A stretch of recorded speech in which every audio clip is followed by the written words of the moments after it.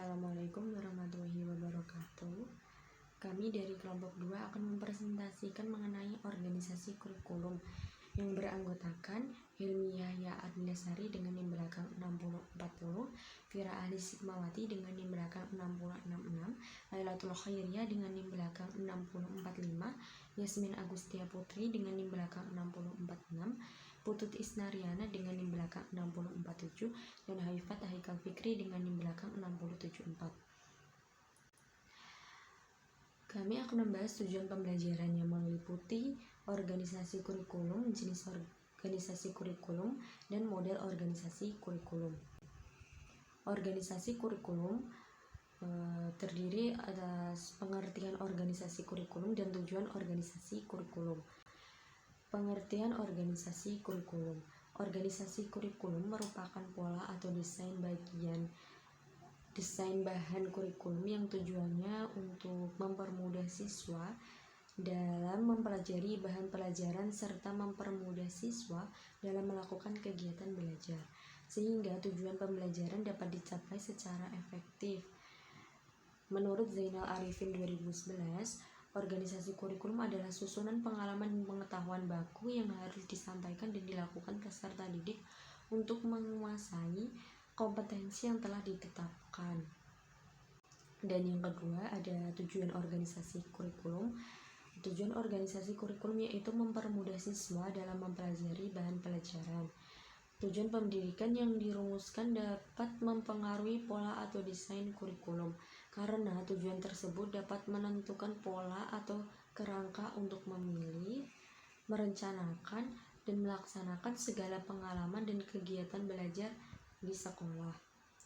Organisasi kurikulum sangat terkait dengan pengaturan bahan pelajaran yang ada dalam kurikulum.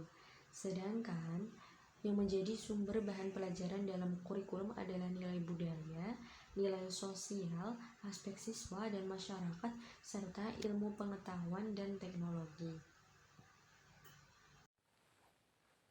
Kurikulum subjek akademis.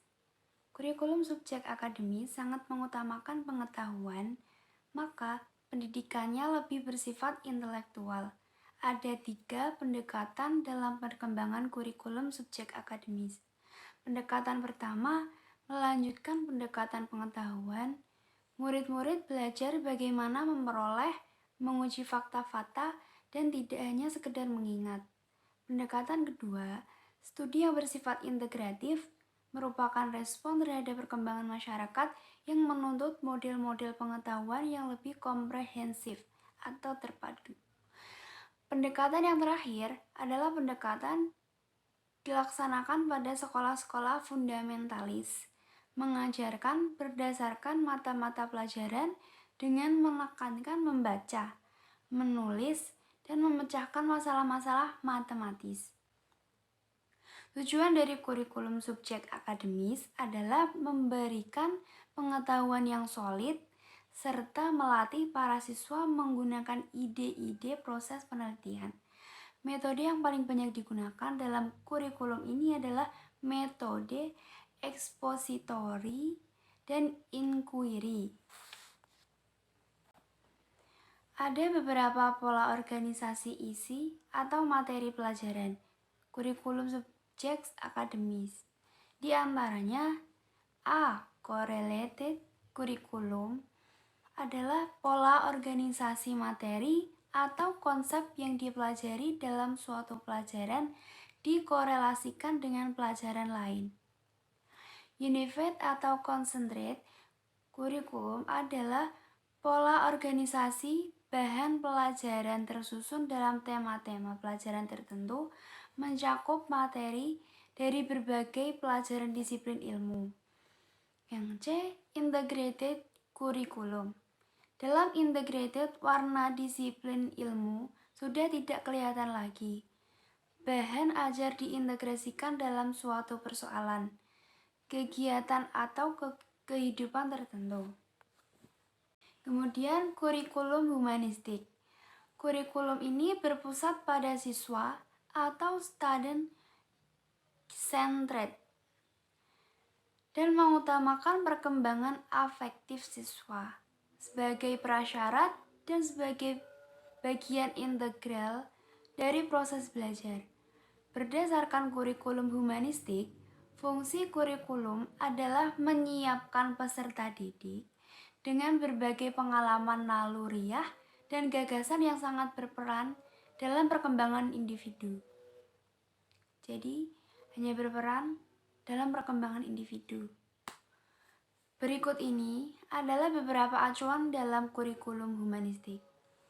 Yang pertama, integrasi semuanya domain afeksi peserta didik, yaitu emosi. Yang pertama berarti emosi, sikap, dan nilai-nilai dengan domain kognisi, yaitu kemampuan dan pengetahuan. Yang kedua ada kesadaran dan kepentingan. Kemudian yang ketiga, respon terhadap ukuran tertentu seperti kedalaman atau keterampilan. Sebagai suatu hal alamiah, kurikulum humanistik memiliki beberapa kelemahan. Yang pertama, keterlibatan emosional tidak selamanya berdampak positif bagi perkembangan individual peserta didik. Yang kedua, meskipun kurikulum ini sangat menekankan individu peserta didik, pada kenyataannya di setiap program terdapat keseragaman peserta didik. Yang ketiga, kurikulum ini kurang memerhatikan kebutuhan masyarakat secara keseluruhan. Yang keempat, dalam kurikulum ini, prinsip-prinsip psikologis ada yang kurang terhubungkan.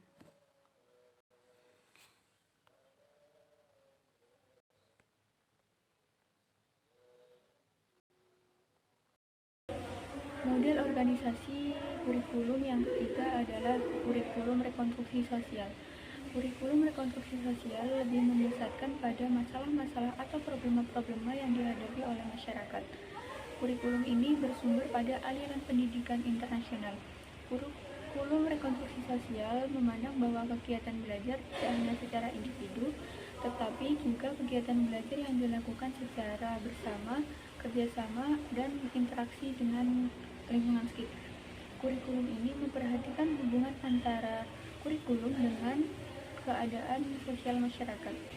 Ciri-ciri desain kurikulum rekonstruksi sosial yang pertama adalah asumsi tujuan utamanya, yaitu menghadapkan para siswa pada tantangan, ancaman, gangguan, dan hambatan-hambatan yang dihadapi.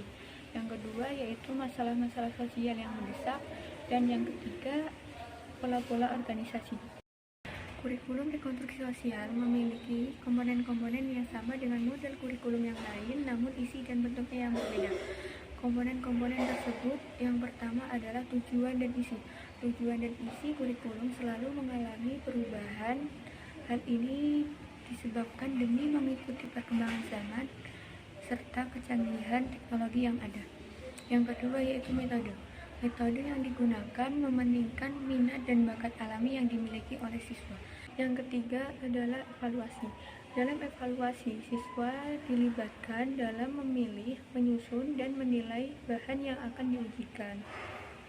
Ya, selanjutnya saya di sini Yasmin Agustia Putri, NIM 2208056446 akan melanjutkan presentasi teman saya, yaitu kurikulum teknologi.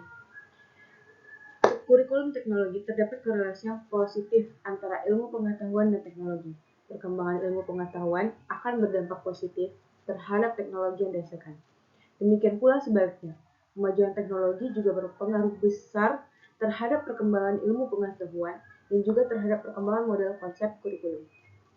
Penerapan teknologi dalam bidang pendidikan, khususnya kurikulum, adalah dalam dua bentuk, yaitu satu, bentuk perangkat lunak, yang biasa kita sebut software, dan perangkat keras yang biasa kita sebut hardware.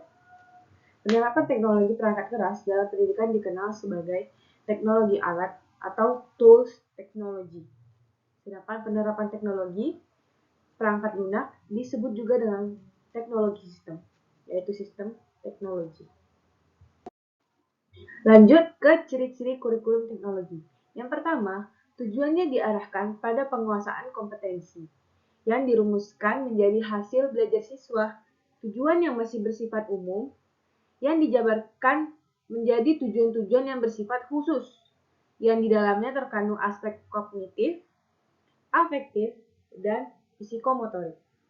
Yang kedua, metode pengajarannya bersifat individual, di mana setiap siswa mendapat tugasnya masing-masing, sesuai dengan kemampuan tingkat belajarnya. Siswa yang kecepatan belajarnya bagus, sedang, dan lambat akan mendapat perhatian yang sama. Tak menutup kemungkinan pula akan diadakannya kelompok belajar untuk mengurangi rasa individual mereka supaya merasa rasa sosialisasi. Penyampaian materi pada umumnya hanya penegasan kepada para siswa pada materi yang dipelajari. Selanjutnya, para siswa belajar mandiri dengan buku-buku dan bahan ajar yang mereka punya.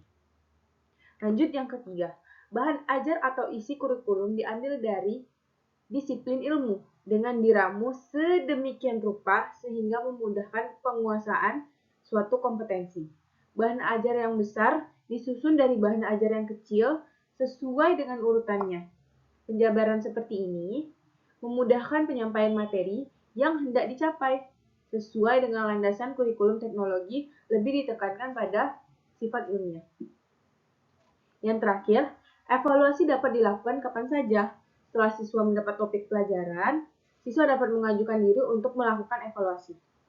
Fungsi evaluasi sebagai umpan balik untuk mengetahui tingkat kemampuan siswa dalam menangkap atau menerima topik yang telah disampaikan. Bentuk evaluasi pada umumnya yaitu objektivitas. Seperti halnya model kurikulum yang lain, model kurikulum ini memiliki kelebihan dan kekurangan.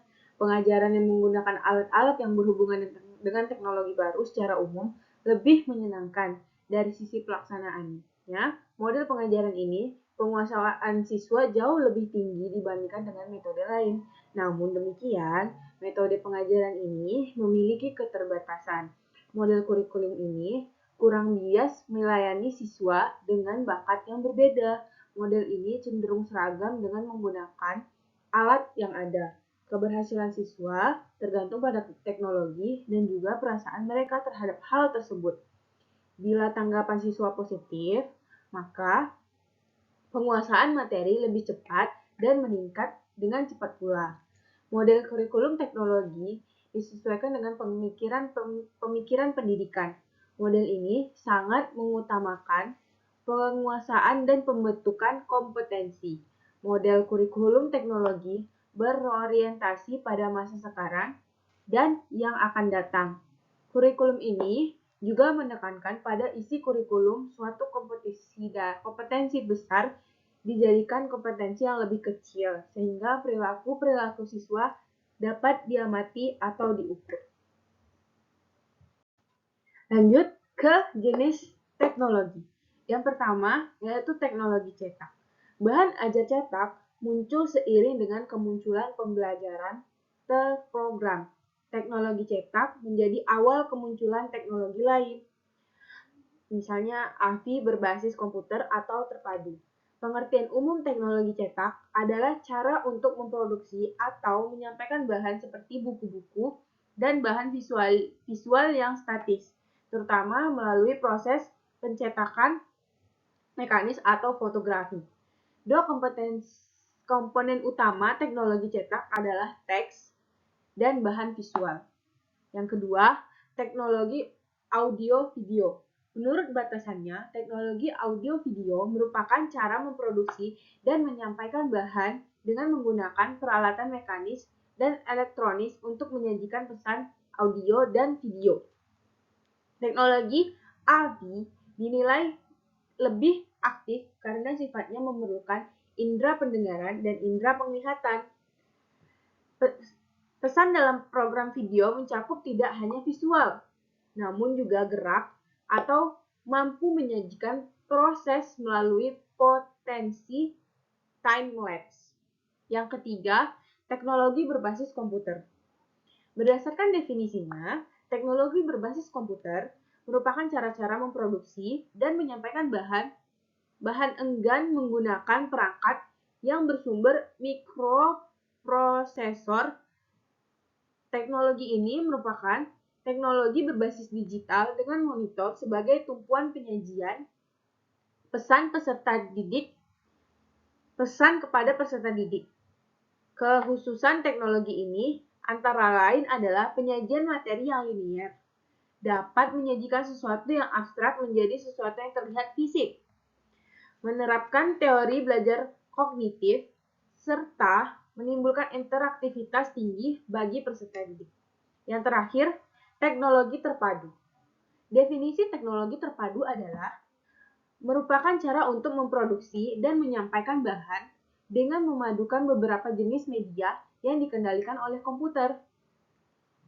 Hypermedia adalah istilah yang dimunculkan bagi teknologi terpadu ini. Kekhususan teknologi terpadu diantaranya terkait dengan penyajian secara acak, digunakan sesuai dengan keinginan peserta didik. Adanya adaptasi teori kognitivistik dan konstruktivistik serta tuntutan interaktivitas yang tinggi dari peserta didik. Selanjutnya adalah jenis kurikulum berdasarkan mata pelajaran atau subjek kurikulum. Nah, jenis kurikulum berdasarkan mata pelajaran ini dibagi menjadi dua, yaitu yang pertama ada mata pelajaran secara terpisah dan yang kedua ada mata pelajaran secara gabungan. Baik, kita akan mempelajari dulu yang pertama, yaitu mata pelajaran terpisah atau separate subject curriculum. Mata pelajaran yang terpisah bertujuan agar generasi muda mengenal hasil-hasil kebudayaan dan pengetahuan manusia yang telah dikumpulkan secara berabad-abad. Nah, dalam proses pembelajarannya, bentuk kurikulum ini cenderung aktivitas siswa tidak diperhatikan, bahkan diabaikan, karena yang dianggap penting adalah supaya sejumlah informasi sebagai bahan pelajaran dapat diterima dan dihafal oleh siswa. Demikian pula, bahan pelajaran yang dipelajari siswa umumnya tidak aktual karena tidak sesuai dengan kebutuhan dan perkembangan masyarakat. Nah, mata pelajaran secara terpisah ini umumnya mempunyai kekurangan dan kelebihan masing-masing.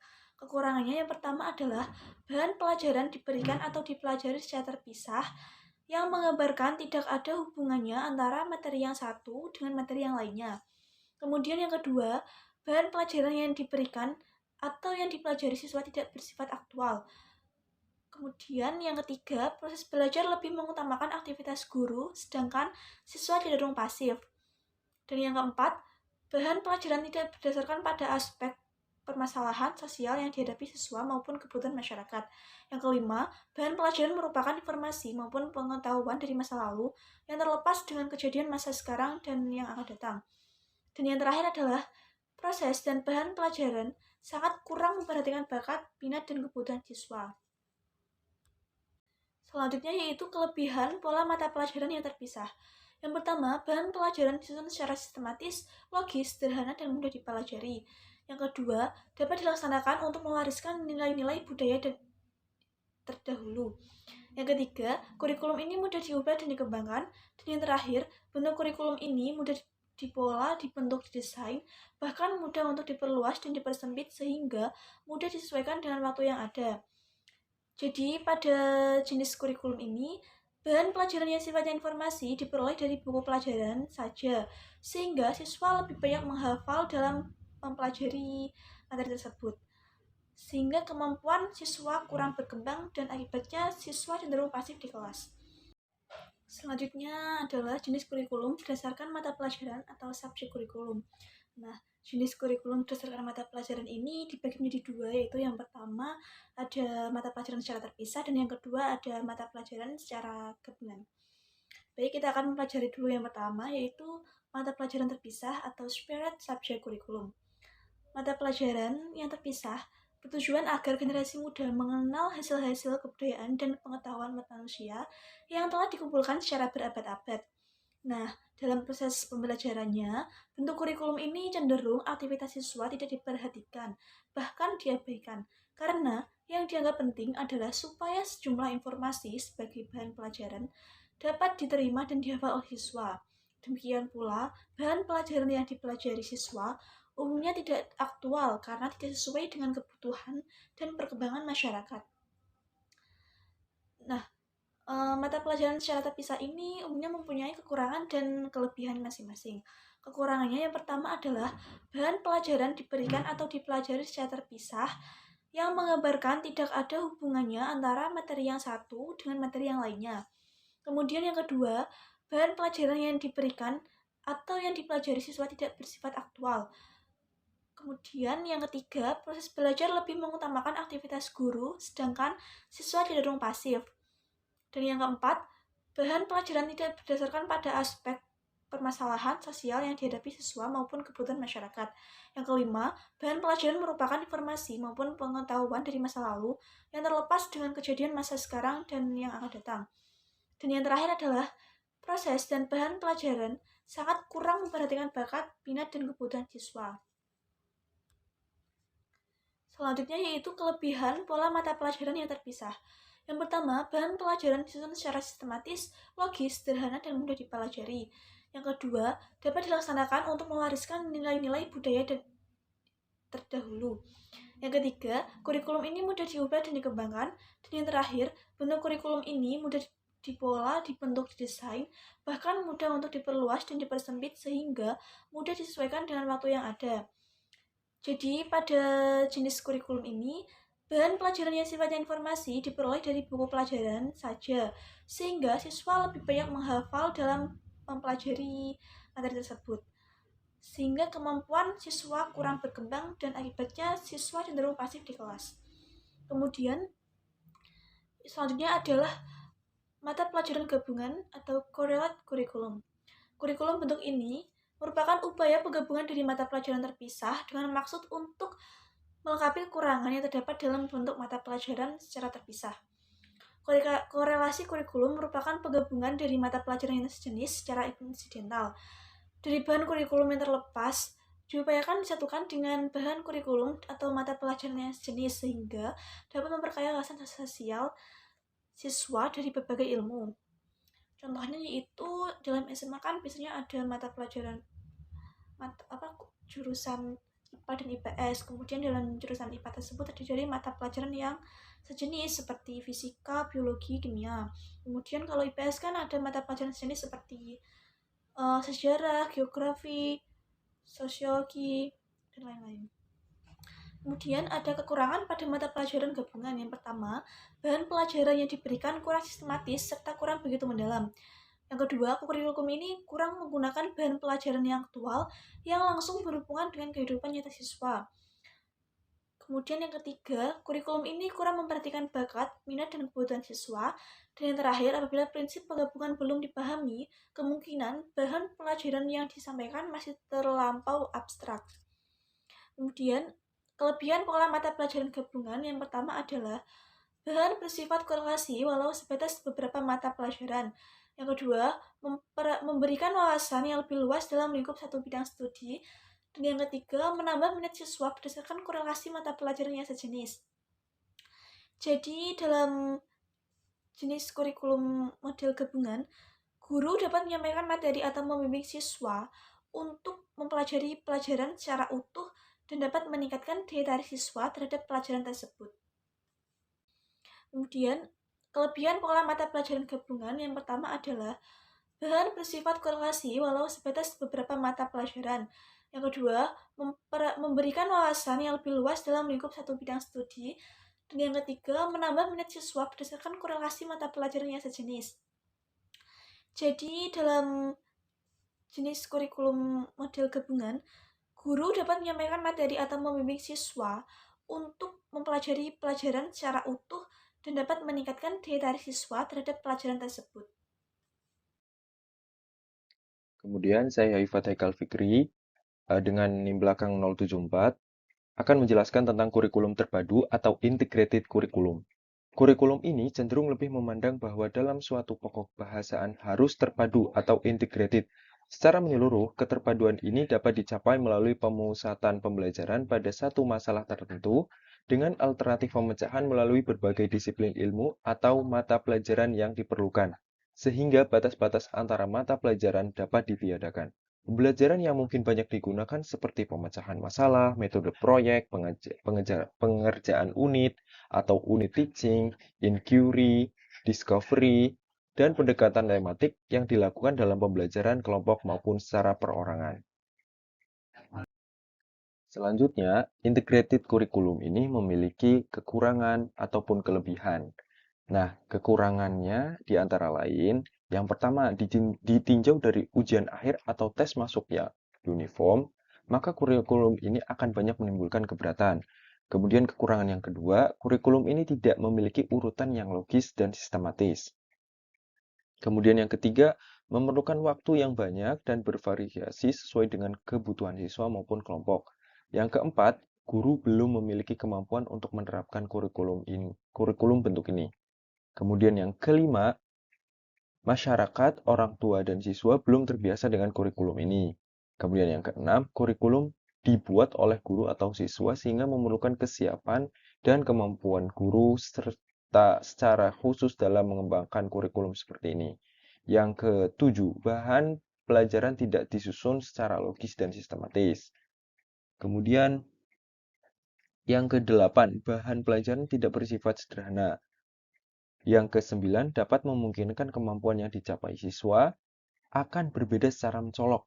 Kemudian yang ke-10, kemungkinan akan memerlukan biaya, waktu, dan tenaga yang banyak. Oleh karena itu, perlu adanya perorganisasian yang lebih optimal sehingga dapat mengurangi kekurangan-kekurangan tersebut.